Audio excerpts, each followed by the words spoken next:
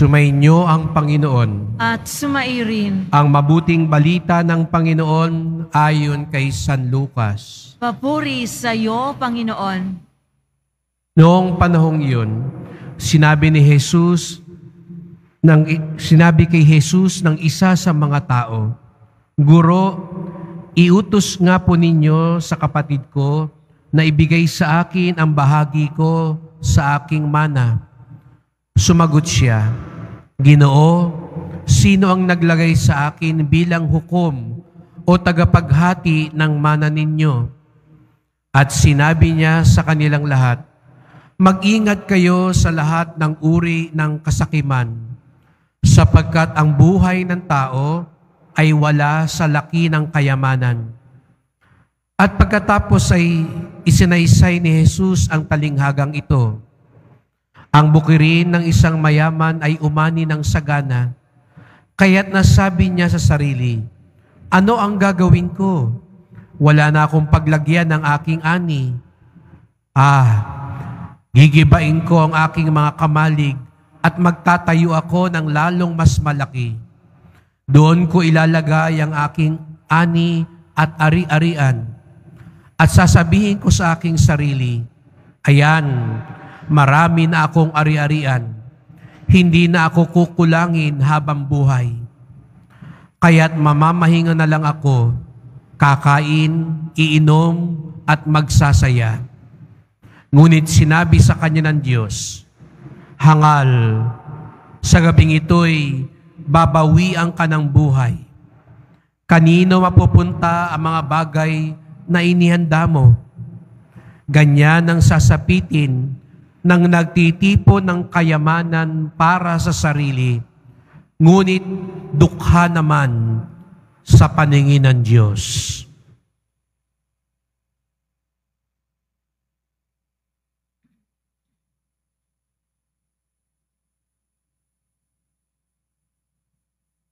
Ang mabuting balita ng ating kaligtasan.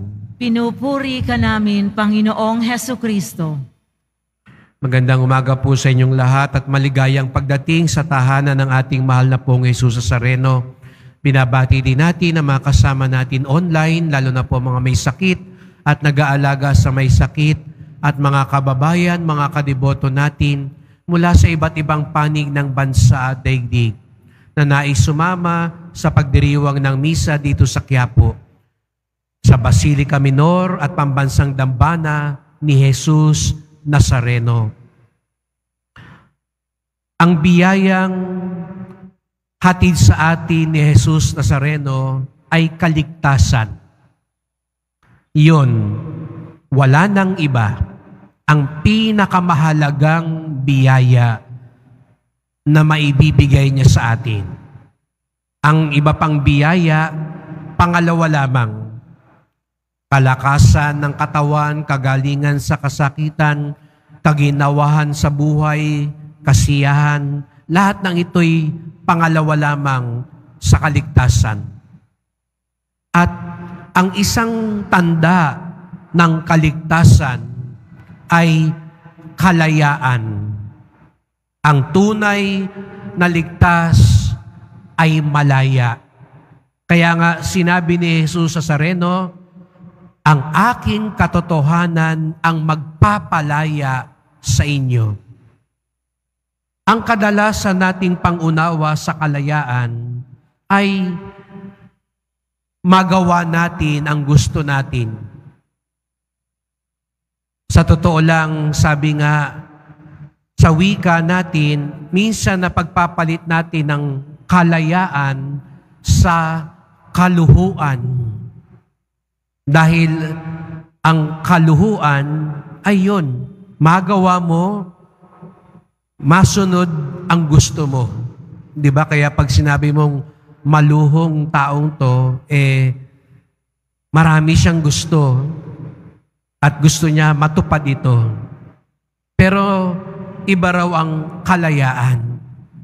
Ngunit marami pa rin aspeto ang kalayaan.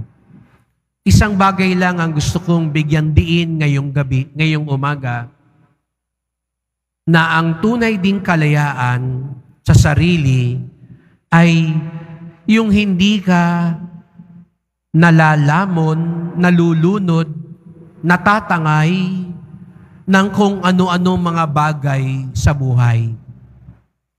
Yun din daw ay tanda ng isang malayang tao.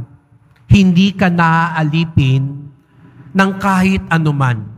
Halimbawa, galit na galit ka, pero kung tunay ka daw malaya, hindi ka padidikta lang sa galit mo para manuntok ka na lang, magmura ka na lang, makasakit ka ng tao.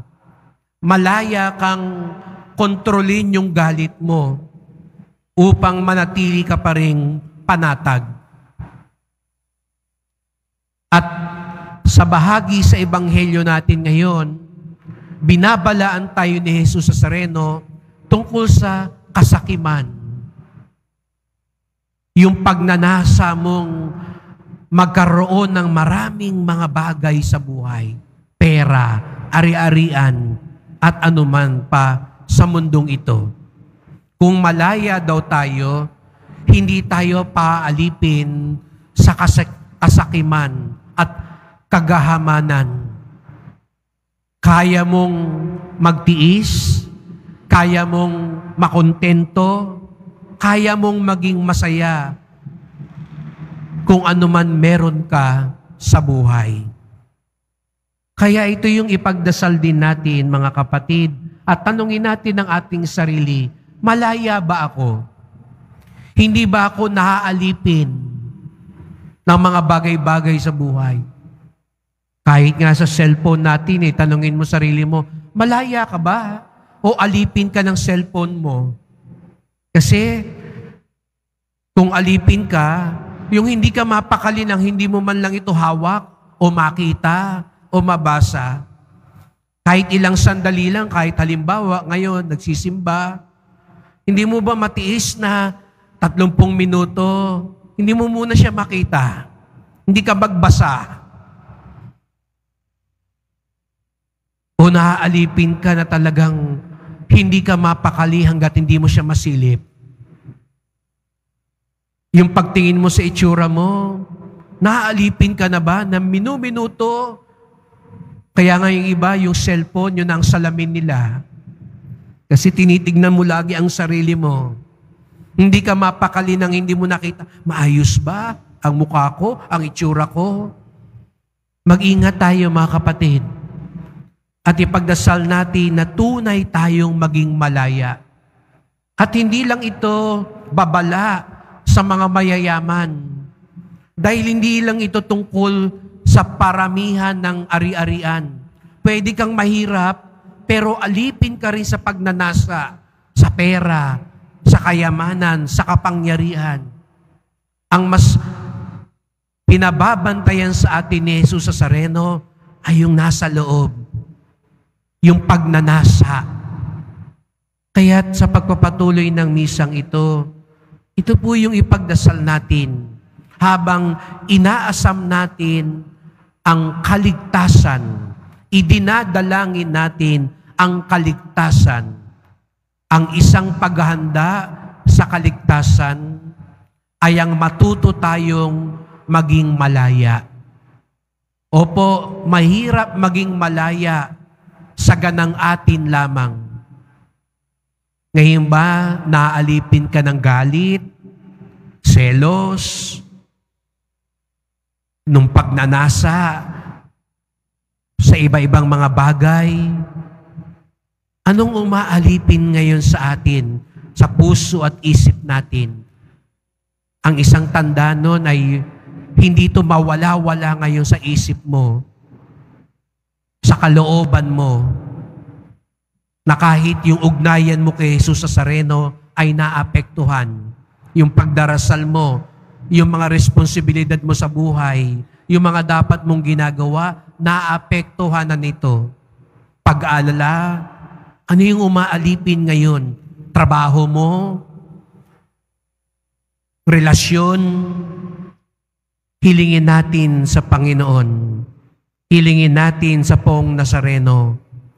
Tulungan tayong tunay na maging malaya at ang kanyang awa katotohanan at tunay na kayamanan, ang kanyang biyaya ang magpalaya sa atin.